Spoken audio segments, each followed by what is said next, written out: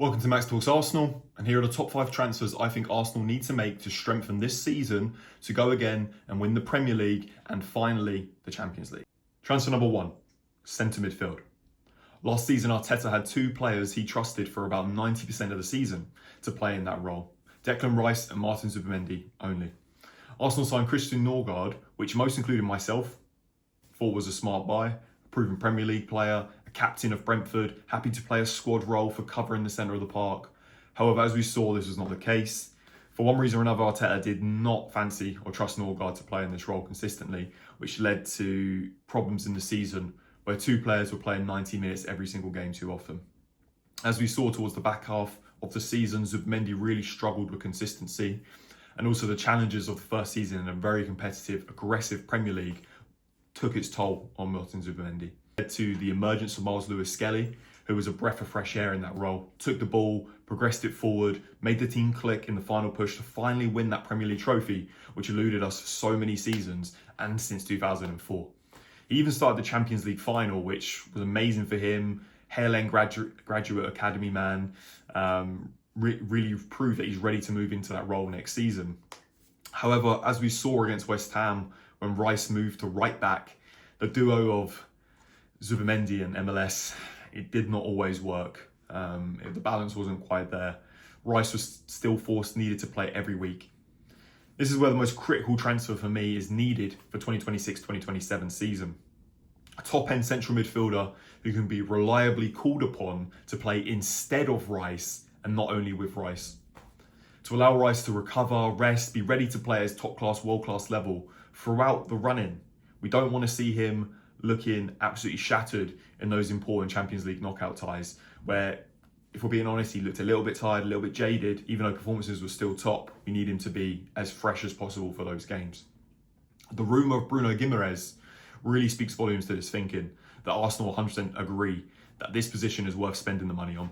With Bruno, you bring in top level Premier League central midfielder in the absolute peak of his career. Aggressive, experienced, technically sound and positionally smart, set piece delivery, a goal threat, and what Arteta loves more than anything, a mentality monster. That description sums up exactly what we need when Rice does not play in this team. And I'm sure Arteta's DNA is all over that signing, which is why I think that is the most important and critical transfer for the season coming up. Transfer number 2, centre-back / transfer number 3, right-back hybrid.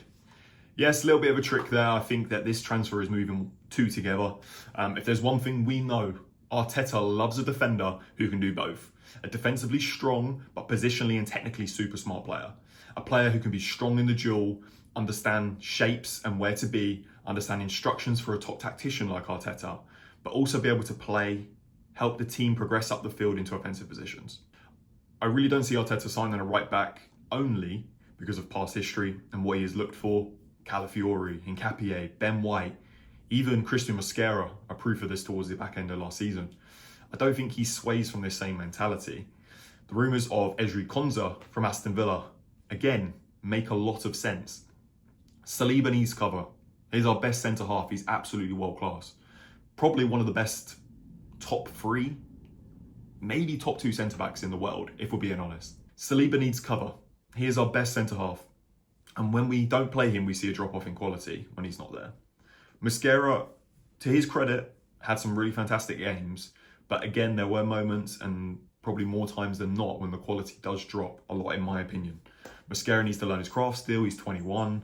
I see great potential in him. But for a team that wants to win the Champions League and consistently win the Premier League and challenge every single season, we need an absolute top quality replacement that can come out of this team. Obviously, it's almost impossible to replace William Saliba. But you can bring in players that have top quality, who can slot into the team and really do a job at a top quality level more than an inconsistent basis from, I think, personally what we see on that right-hand side. Konsa not only brings excellent Premier League experience and now international experience at the World Cup with England, he has the quality of hybrid positionally understanding. Under Unai Emery at Aston Villa, we've seen him fit into the hybrid right-back role quite often. Also for England during the World Cup, we've seen it at times. I expect the role to be the same for Arsenal. Cover for Saliba and be a genuine option at centre-half, cover a right back for Timber, who was missing for a real crucial time last year. And, that's not entirely his fault. He's coming back from an ACL injury. Again, because of not having the significant and quality cover at right back, it means Timber had to play way more minutes than he needed, which led to the breakdown of his body towards the end of the season, bringing in Mosquera and having to start Mosquera against possibly the greatest team right now in 1v1 attacking in wide situations, which obviously is not ideal for a team that wants to win the Champions League. Konsa can be a different option to Timber also, more height, more defensive, more aggressive player, can be absolutely needed at times. I think if this deal can be done, I think it's a deal that we need to do.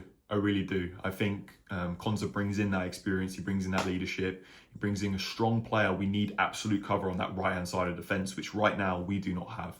So Konsa would be number 2/number 3 of the centre-back/right-back hybrid position for Arsenal. Yes, I cheated a little bit in the last one by adding 2 transfers together. So transfer number 4, left winger. Trossard had absolute spells of brilliance last season, and I'll never forget West Ham away. The emotion, the relief that came out of me after that goal went in, I will always remember.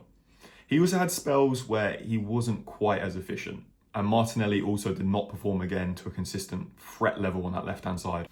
Our wingers on both sides were probably a problem last season. The right side had its own problems, maybe that's a video for another day, but I don't think that needs the improvement. Saka obviously coming back from an injury, the emergence of Max Dowman, obviously Madueke is a little bit of a talking point, but that isn't the transfer that I'm suggesting. I still think left side is way more important to finally get our attack right and balanced going into this season. We have been looking for a left winger for multiple seasons now, and Arteta still has not quite cracked it. Eze was possibly the thinking last season. He was brought in, but after a few games, especially the Aston Villa away game last season when we lost 2-1, Eze was kind of ousted out of the team at that point. He played probably 1 or 2 games out there when Odegaard returned, when Odegaard was playing number 10, and I think it went well enough, but I think evidence is there over a larger sample that Arteta sees Eze as more of an inside player as the season went on and not really that left wing option. The way he plays Martinelli is an out-and-out touchline winger, which if the World Cup and small sample sizes of Arsenal show, I still think Martinelli's strongest attribute is actually closer to the middle of the pitch, closer to the goal. Playing this left wing, really out-and-out winger, he struggled for, I think we can fair to say, about 24 months now. And I think it's time for him to move on from the role, either from the club, which I think is a real possibility this summer, not that I want it, but depending on what we have and what we need funds-wise to go for, maybe Martinelli is the person that we do have to sell on, and he's that first real big transfer that we do as a club. Or at least from the idea that his role needs to change. I would personally love a winger who can play 1v1, beat his man more often than not. And I think evidence shows that PSG's whole system is designed around 1v1 play and beating the opponent in this style. And they've won back-to-back Champions League playing this exact way. The reason I bring up PSG as well is if the rumours are believed to be true, Bradley Barcola is evidently someone that Arsenal wants to bring in, and that kind of matches the thinking of the 1v1 future. Arsenal do not have enough of these type of players that can win this battle. We need to really level up the left-hand side. We need to level up the 1v1, beating of the man, can take the man on, can get into situations, get us into the box and be aggressively more demanding of the team. And I think that is the next level that we need to step up. Whether that's the type of 1v1 player he's looking for, I guess is a question that needs to be answered by Arteta. I mean, he brought Eze in, I believe, for that kind of player. Eze is not an out-and-out winger. Eze is more of a inside forward, come inside, play off the left, get chances from there. And if the rumours are to be believed, then MorganRogers also makes a lot of sense. Again, he's more of an inside left winger in the mould of Eze, but Rodgers can probably beat players 1v1 with more consistency. I'd say he's more of an aggressive dribbler of the ball, a bit more speed, a bit more intent and directness for it. But the one thing that he does have that Eze does also possess that I think that we're going to see a lot more of this season is the ability to shoot from range, to have actual striking ability of the ball. It's a real attribute that this team, Arsenal, does not have a lot of. And the reason why I think it's going to be such a strong attribute is from what we've seen this season in the Premier League. Teams can defend. Teams know how to have a shape, and they can sit in a block, and they can do that for a long, long time. And Arsenal aren't the only ones that really did struggle to break that down at times. And what the long-range shooter will always give you is a way to cause chaos and break down that low block in a way where you don't have to play through it. This can create goal-scoring opportunities for the team, and we've seen it for Arsenal, and we've also seen it on MorganRogers, especially most recently, Saturday in the World Cup quarter-final. He had a 1v1 situation. He beat his man, he cut inside, he had a long-range shot, it popped up just before the keeper. Due to excellent striking ability, the know-how of wanting to strike the ball, really push and have these long shots when an opportunity arises. Keeper spills it, Jude Bellingham gets the winner. And we saw this with Aston Villa multiple times last season. Their XG was, a lot lower versus goals scored, right? They were scoring long-range shots.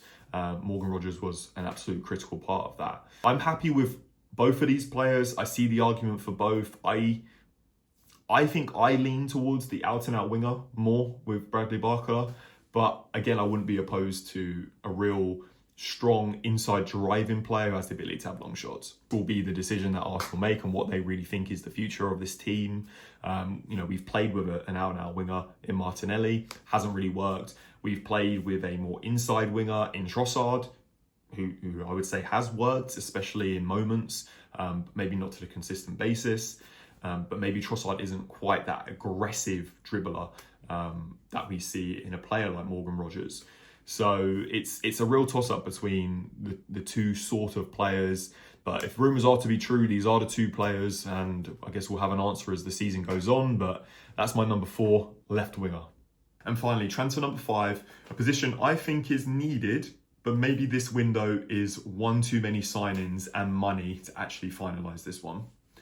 Last summer, we finally got our striker after years and years of buying centre-backs and goalkeepers. We finally got Victor Gyökeres. He scored lots of goals in his debut season. He brought us a Premier League trophy finally. But is he universally loved, or is he universally agreed to be our starting striker? I think the answer is no. If anything, Arteta also proved it probably wasn't his favourite striker as well, with Havertz being fit and starting against the bigger teams.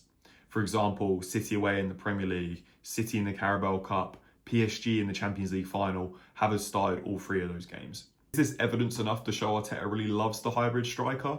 I think another example is Mourinho. When he played that striker role, is a really great example of how that role can work in this team. I mean, Mourinho is an intelligently, ridiculously player. Like, he has the intelligence to play that role now, and I think he is a genuine option to play there.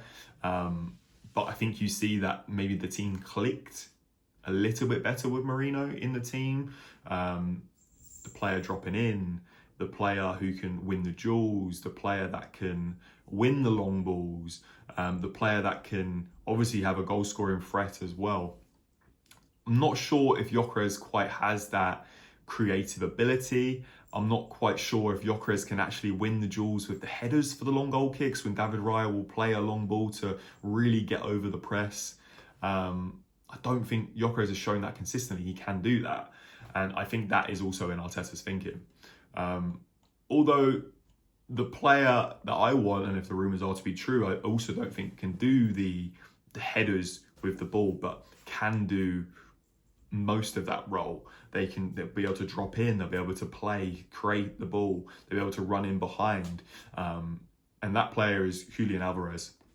I don't know if it's quite possible with JulianAlvarez, with the rumours of Barcelona and the money it's going to cost, but the rumours that this is Arteta's dream signing, and I'm not surprised. One thing that I think that he has over any of our strikers, and kind of what I was alluding to in transfer number 4, is that JulianAlvarez has that 1v1 ability to beat a man and produce long shots consistently at goal. I think it's a real indicator for what Arteta is actually looking for and kind of what he sees the future being right now of the game. Physical, win the duel, beat your man, 1v1, and show technical quality to score a goal. Most teams can defend now. We spoke about this. They're tactically aware. They sit in a block. It's hard to break down. The ability that Arsenal had to score set pieces is evidence that Arteta was looking for other ways to score goals because the blocks are getting harder and harder. And also long shots, there is evidence in our play from last season that shows this is also in Arteta's thinking. The game that really comes to mind for me is Newcastle at home. We had 3 set pieces. Every single one of them, we played it short. And every single one of them, there was a setup for Eze to have a long shot at goal from the back of this set piece. The crowd were annoyed. The crowd didn't understand it when we've been so strong at set pieces. But we have one player in this team, generally one player, I believe, in most situations. Obviously, Declan Rice, Gyökeres do have that ability at times.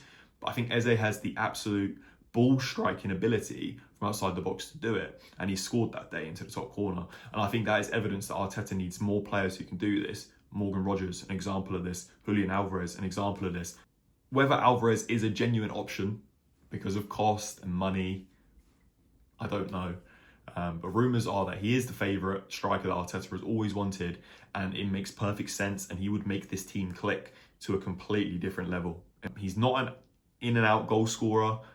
I don't know if Arsenal ever need that player under Arteta.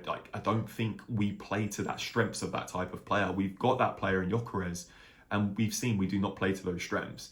The team clicks better with a Marino in there, with a Havertz in there. Even though Gyökeres had some unbelievable games, worked his socks off, scored 21 goals, I believe. I don't think Arteta is fully convinced in the striker. And that type of striker that can win us the Champions League and the Premier League on a consistent basis, I think he needs a 1v1 monster that can have the long shots, can beat a man, and can keep the team playing. And there we go. My positions that I would strengthen, the transfers that I would make to improve this season, to allow us to defend the Premier League trophy, to go back-to-back, and to finally win the Champions League. Let me know what you think and what players you would like to see join the Arsenal for next season. Please leave a like and subscribe to help this new Arsenal-focused channel grow. I've been Max, and this is Max Talks Arsenal. See you in the next one.